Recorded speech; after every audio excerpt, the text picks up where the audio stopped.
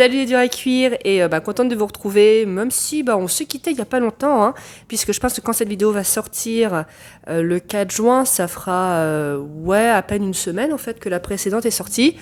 Franchement, je suis contente. D'habitude, il faut 2 mois entre chaque vidéo. Là, on a un bon rythme. Alors, est-ce qu'on va le conserver? Je ne sais pas, mais on va essayer.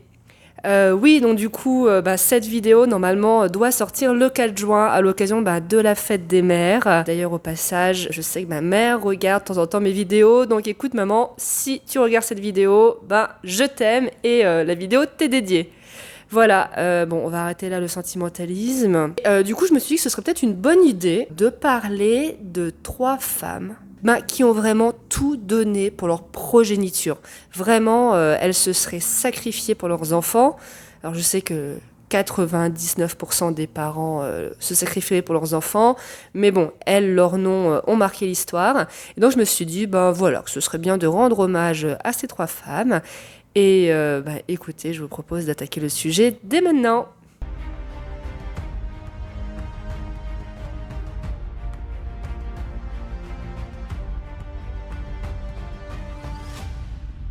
Alors, on va commencer par parler d'une grande dame qui malheureusement a eu énormément de malheur dans sa vie, puisqu'on va parler de Nandi, la mère de Shaka Zulu. Alors, Shaka Zulu, il n'est pas très connu en France, mais c'est un grand héros en Afrique du Sud. C'est vraiment leur Jules César ou leur Napoléon, puisqu'il est considéré comme le fondateur de la nation Zoulou. Alors, les Zoulous existaient avant Shaka, mais il a réussi à fédérer une centaine de tribus pour justement former ce royaume.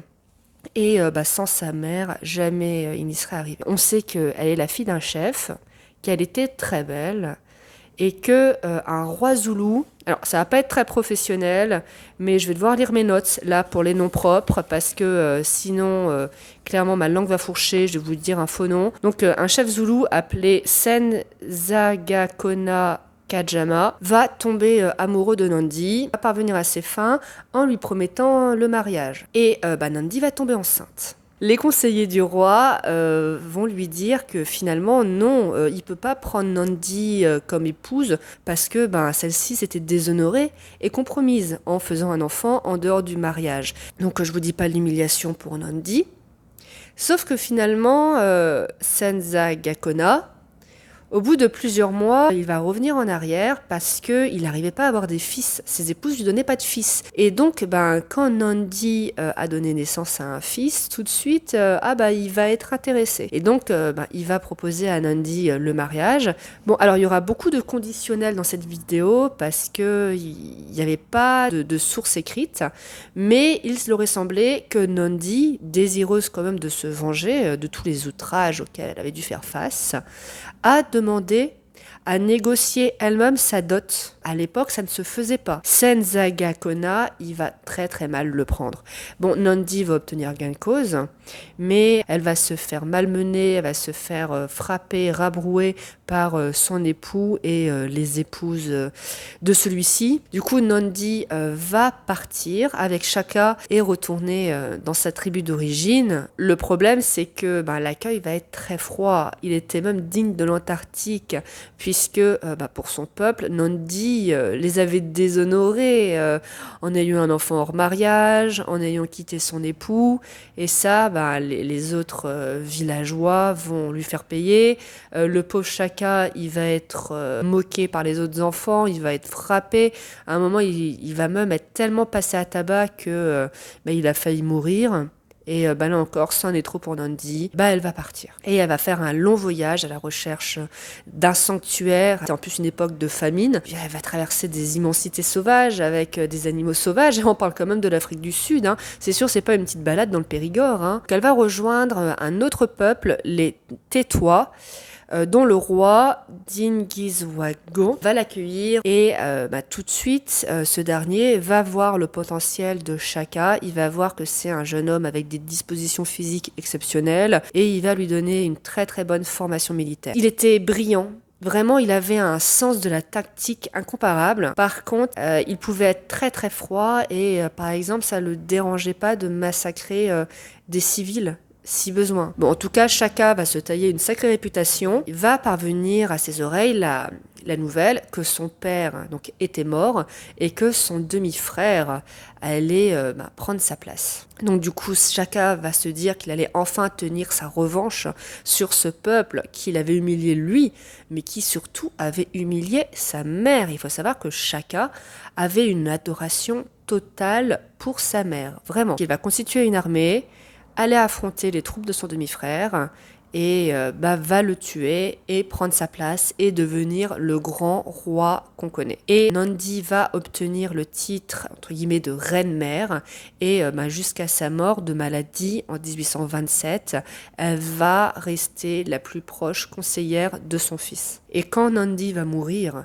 il va être effondré. Et là encore, il faut utiliser le conditionnel, mais il semblerait qu'il ait demandé à ce qu'un deuil national d'une année soit appliqué, mais un deuil avec des conditions très sévères. Par exemple, il disait que les Zoulous n'avaient pas le droit de boire du lait pendant 1 an, sachant que le lait et les produits laitiers, c'était vraiment à la base du régime alimentaire zoulou.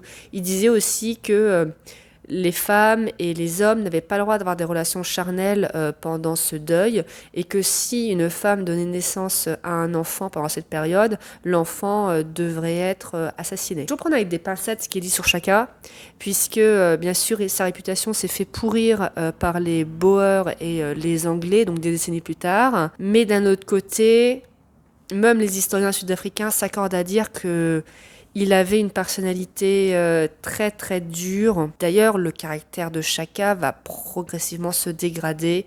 Il va devenir paranoïaque, tyrannique, et il va se faire assassiner probablement par un de ses demi-frères 1 an après la mort de sa mère. Alors on reste en Afrique, mais on fait cap au nord, puisqu'on va en Égypte.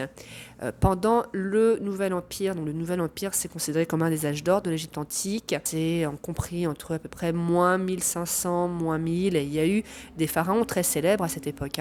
Il y a eu Hatshepsut, il y a eu Toutankhamon, et il y a eu Ramsès III, dont on va parler aujourd'hui.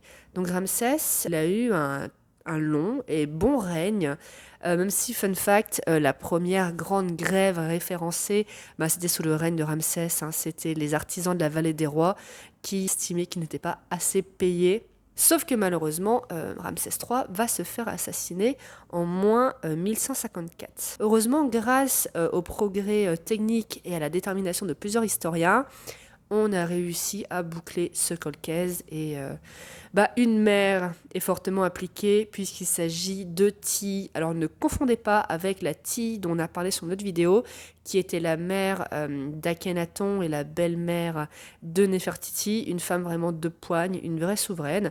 Non, là, Ti, c'est la 3e épouse de Ramsès III. Et Ti avait un fils, Pentaur. Ramsès III, il était malade.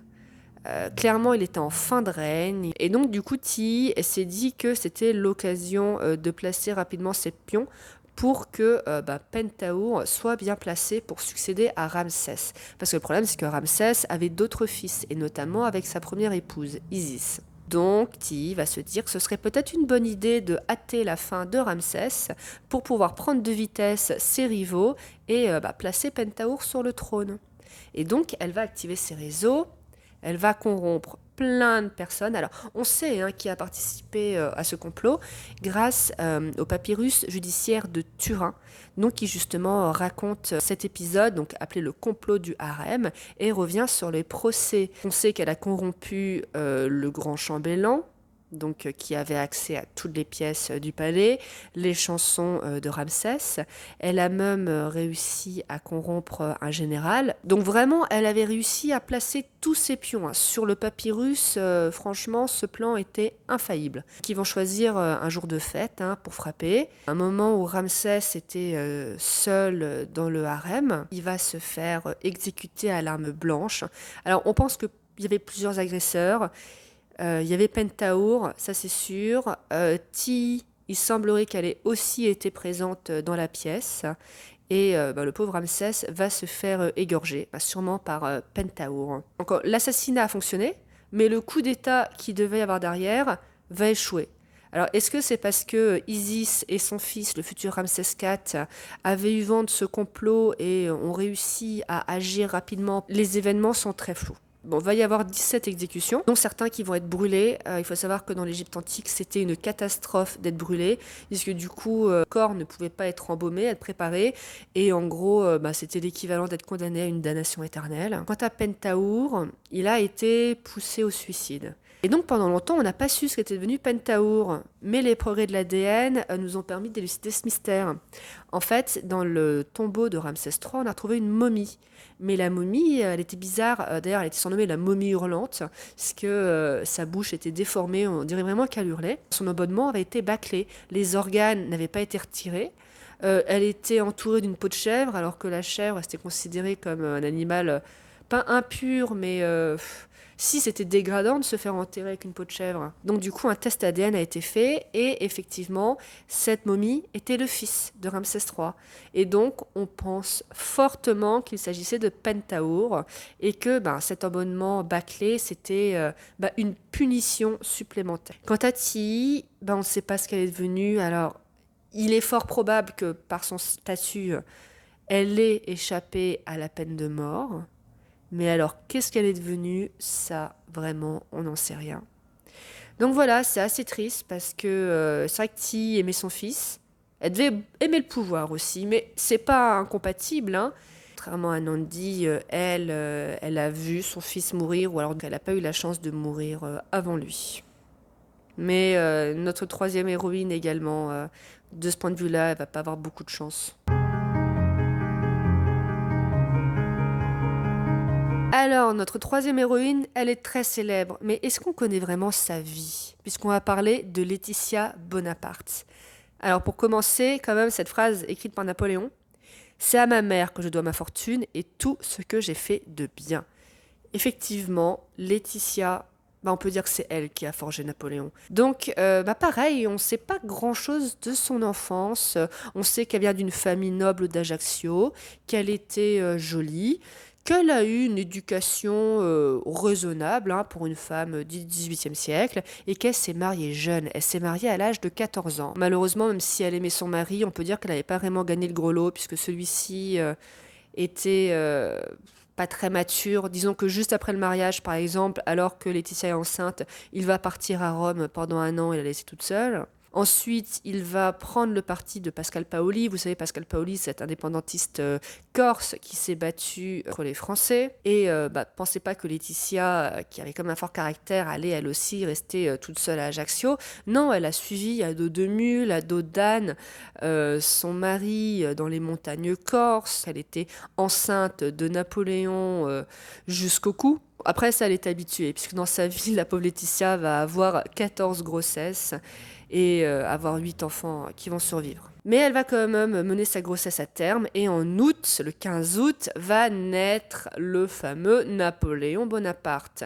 son enfant préféré. Bon alors la pauvre Laetitia, les malheurs vont lui tomber dessus, elle va être veuve à l'âge de 35 ans, elle va devoir élever toute seule ses 8 enfants, et elle qui dans sa jeunesse avait la réputation de dépenser beaucoup, là va y avoir un retournement de situation complet, elle va devenir très économe, très austère et très pingre d'ailleurs. Je pense qu'on peut dire le mot pingre. D'ailleurs, Napoléon va écrire encore: ma mère supportait tout, bravait tout, c'était une tête d'homme sur un corps de femme. Et clairement, comme je disais tout à l'heure, sans cette influence maternelle, Napoléon, il n'aurait pas eu son caractère, hein.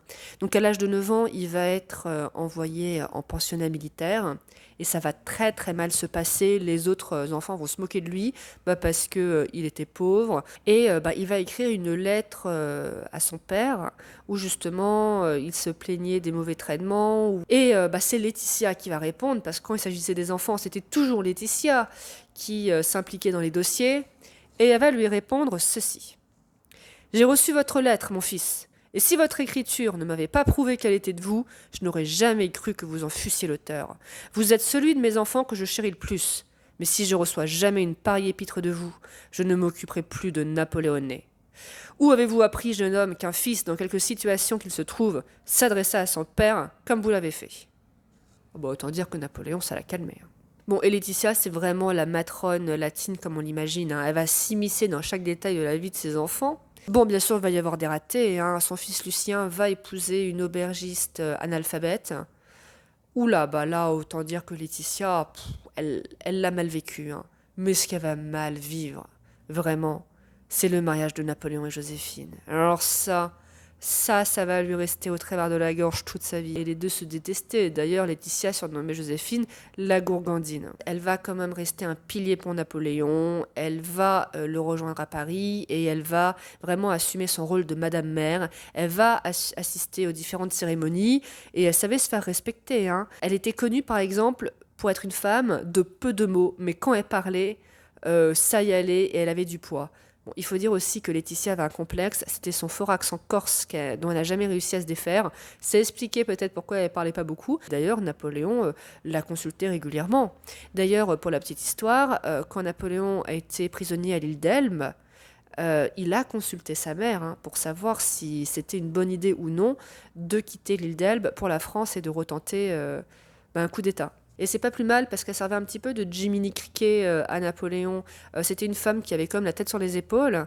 Et même si Napoléon accumulait des succès militaires, elle était la première à lui dire pourvu que ça dure. Qu'elle a vraiment suivi Napoléon à la trace. Elle va le suivre à l'île d'Elbe. Et elle va beaucoup aimer, hein, vivre à l'île d'Elbe. Ça va lui rappeler sa Corse natale. Et c'est drôle parce que je lisais que Napoléon, même s'il avait été empereur et qu'il avait eu l'Europe à ses pieds, il continuait à se comporter comme un enfant avec sa mère. Par exemple, souvent, il jouait à des jeux de société à l'île d'Elbe et Napoléon était très mauvais perdant. Et quand il perdait, il piquait des grosses colères. Et Laetitia lui disait en gros d'aller dans sa chambre. Il a toujours conservé ce respect mêlé à de la crainte envers sa mère. Et Laetitia, clairement, a dû être l'unique être humain qui a réussi à tenir tête à Napoléon en toutes circonstances, sans sourciller. Et malheureusement, comme je vous le disais, elle va lui survivre. Donc Napoléon va mourir en 1821, donc à Sainte-Hélène. Elle n'avait pas eu le droit d'aller à Sainte-Hélène. Elle avait voulu aller le rejoindre, mais on lui a dit non. Elle va demander également à voir les cendres de son fils. On va lui dire non. Et malheureusement, ça va être une série de drames puisque 3 autres de ses enfants vont mourir avant elle. Elisa, Pauline et Eugène. Elle va avoir encore une longue vie, hein. Elle va aller s'exiler à Rome et elle va se blesser, donc elle va finir paraplégique. Elle va avoir une double cataracte qui va la rendre aveugle et elle va mourir à l'âge de 87 ans. En 1836, pauvre, elle aura quand même eu beaucoup de drames dans sa vie. Donc voilà, j'espère que cette vidéo vous a plu, que découvrir ou redécouvrir ces mères courage vous aura intéressé. Et comme d'habitude, hein, je répète, je radote, mais si vous avez aimé, n'hésitez pas à vous abonner, à liker. Moi, ça me fait plaisir parce que du coup, comme ça, je peux voir concrètement si ça vous plaît ou pas. Et je vous dis à très très bientôt pour d'autres vidéos. Salut!